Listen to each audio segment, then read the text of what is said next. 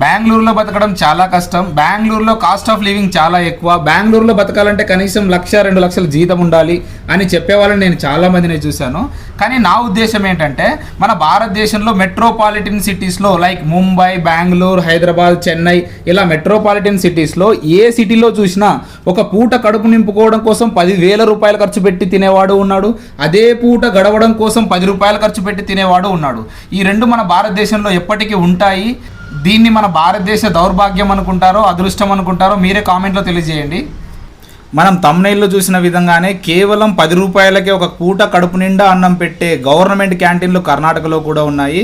ఇవి 2017 సంవత్సరంలో అప్పుడు అధికారంలో ఉన్న కాంగ్రెస్ ప్రభుత్వం తమిళనాడులోని అమ్మా క్యాంటీన్లను ఇన్స్పిరేషన్గా తీసుకొని స్థాపించడం జరిగింది. ఇలాంటి క్యాంటీన్లు పెట్టి పేదల కడుపు నింపొచ్చు అని ఎవరికైతే ఆలోచన వచ్చిందో నిజంగా వాళ్ళకి నా పాదాభివందనాలు. మనం ఇప్పుడైతే అదే క్యాంటీన్లోనే మధ్యాహ్న భోజనం చేయడానికి టోకెన్ తీసుకోవడానికి వెళ్తున్నాము. మామూలుగా అయితే బ్రేక్ఫాస్ట్ అయితే 5 రూపీస్ మాత్రమే, మధ్యాహ్న భోజనం 10 రూపాయలు మరియు రాత్రి భోజనం కూడా 10 రూపాయలు ఉంటుంది.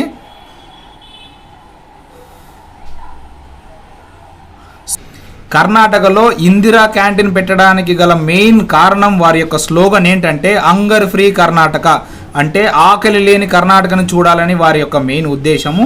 అందుకే ఈ క్యాంటీన్లు తీసుకురావడం జరిగింది. క్యాంటీన్ లోపలికి వెళ్ళేటప్పుడు చేతులు శుభ్రం చేసుకోవడానికి వాళ్ళైతే కొన్ని ట్యాప్స్ ఇక్కడ అరేంజ్ చేశారు. సో మనం చేతులు కడుక్కుందాం ముందుగా. ఇదేనండి ఇప్పుడు మనం తీసుకున్న 10 రూపీస్ టోకెను. ఈ టోకెన్ చూపిస్తేనే వాళ్ళు మనకు భోజనం పెట్టేది. నిజంగా ఇలాంటి క్యాంటీన్లు ప్రజలకు ఎంతగా ఉపయోగపడుతున్నాయంటే పిల్లలు వదిలేసిన ముసలి తల్లిదండ్రులకు, రైల్వే స్టేషన్లలో, బస్టాండ్లలో అడుక్కు తినే అనాథ పిల్లలకు, మున్సిపాలిటీలో వర్క్ చేసే వర్కర్స్కి, ఆటో డ్రైవర్స్కి, చిన్న చిత్కా పనులు చేసుకునే లేబర్స్కి ఈ క్యాంటీన్లు నిజంగా దేవుడిచ్చిన వరంలా పనిచేస్తున్నాయి. పర్సనల్గా ఫుడ్ మీద నా ఒపీనియన్ ఏంటంటే ఎప్పుడు నేను ఫుడ్ని స్మెల్ కానీ ఫుడ్ని టేస్ట్ కానీ చేయలేదు. అన్నం పరబ్రహ్మ స్వరూపం అన్నారు. అన్నం దొరకడమే చాలా కష్టం. దొరికిందంటే ప్రశాంతంగా తిని కడుపు నింపుకోవాలి, కానీ అది రుచిగా లేదు అని మాత్రం పేరు పెట్టకూడదు. ఇక్కడ రకరకాల ఐటమ్స్ మనమేం ఎక్స్పెక్ట్ చేయకూడదు. అన్నం ఉంటుంది, సాంబార్ ఉంటుంది, అదైనా తీసుకోవచ్చు, లేదా రాగి ముద్ద ఉంటుంది, సాంబార్ ఉంటుంది, అదైనా తీసుకోవచ్చు.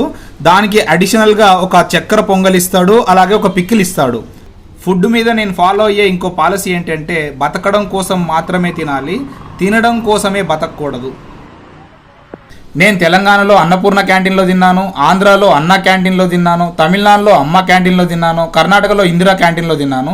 ఈ 4 క్యాంటీన్లలో నాకు నచ్చిన క్యాంటీన్ ఏదంటే నేను చెప్పను. నాకు 4 క్యాంటీన్లలో ఫుడ్ బాగా నచ్చింది.